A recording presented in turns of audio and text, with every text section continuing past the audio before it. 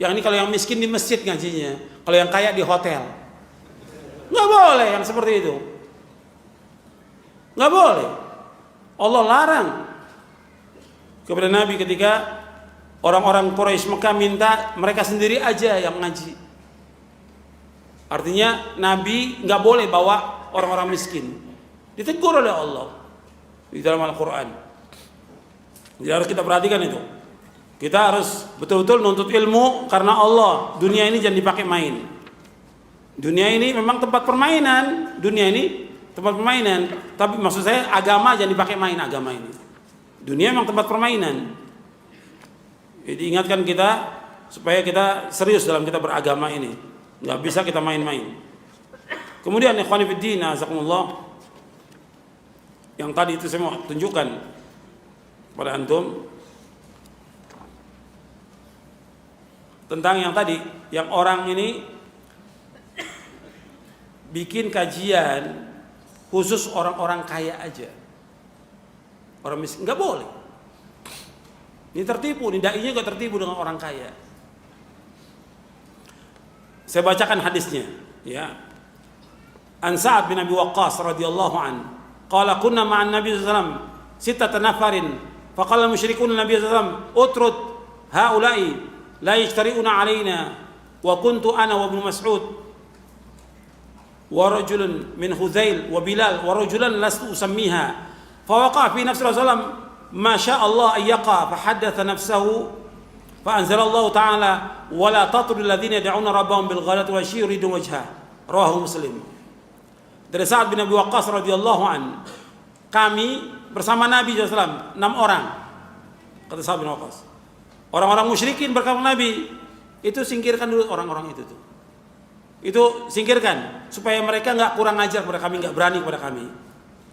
Waktu itu aku yang bersama Nabi waktu itu aku, Sa'ad bin Waqqas, Ibnu Mas'ud, rajul dari Hudzail, Bilal, dan 2 orang.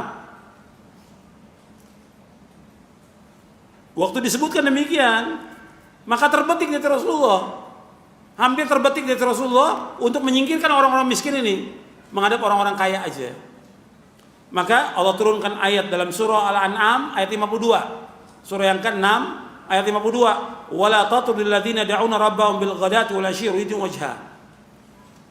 Dan janganlah engkau usir orang-orang yang berdoa kepada Allah di waktu pagi dan petang, yang mereka mengharapkan wajah Allah. Ini di ayat 52.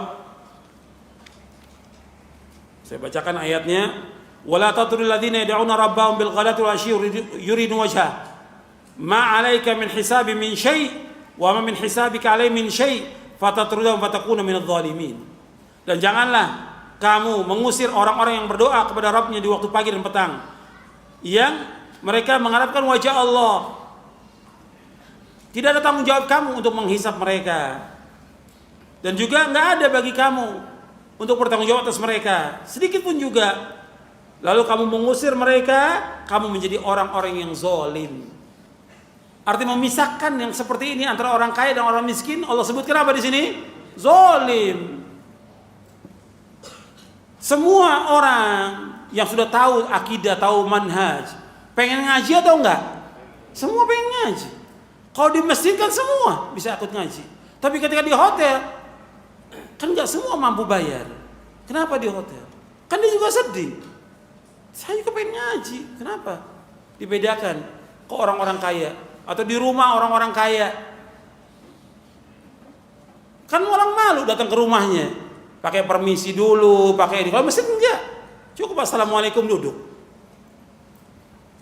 Tapi kalau di rumah kan enggak enak. Nanti kalau nggak bawa sesuatu, nggak bawa makanan, nggak enak.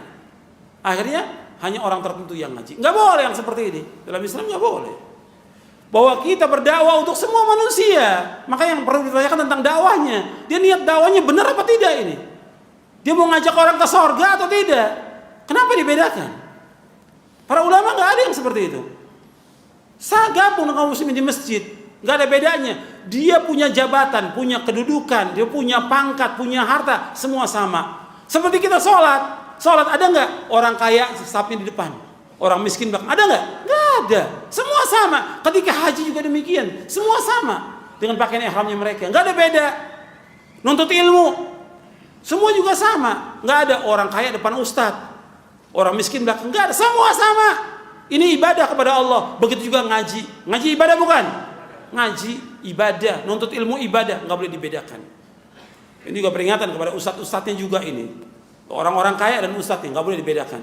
Juga kepada panitia pengajian. Ini panitia pengajian juga punya masalah juga ini.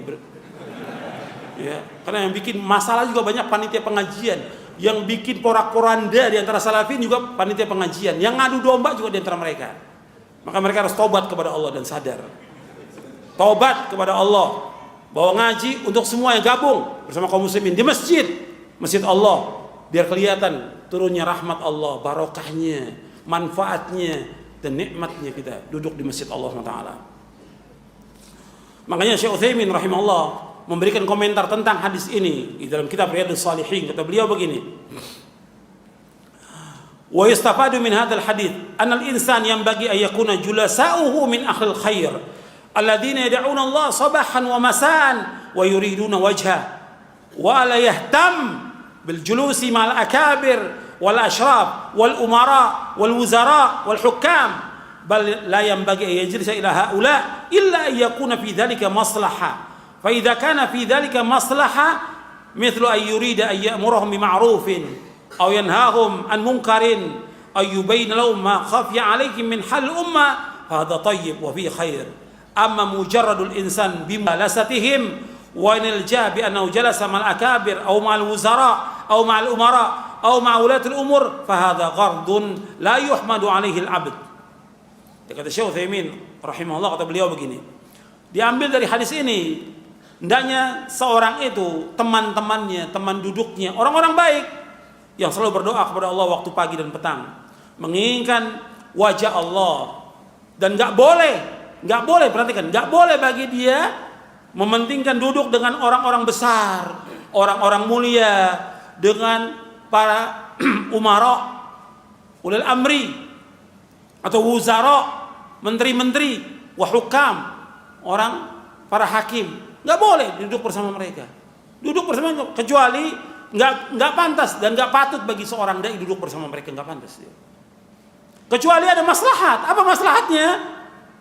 Dia nyuruh yang ma'ruf, dia mencegah yang mungkar. Berani nggak tuh dia tuh duduk dengan menteri, ya, dengan pejabat, dia nyuruh yang ma'ruf, mencegah yang mungkar, atau menjelaskan kepada mereka itu tentang keadaan umat. Dijelaskan, ini umat berpecah belah, jalan yang benar ini jelaskan. Berani nggak dijelaskan itu?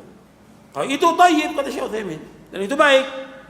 Adapun seseorang itu sengaja duduk dengan mereka untuk mendapatkan kemuliaan dengan duduk dengan mereka, bahwa dia duduk bersama orang-orang besar, menteri, atau penguasa, atau juga yang lainnya, maka ini tujuan yang tidak dipuji seorang hamba, sama sekali tidak dipuji.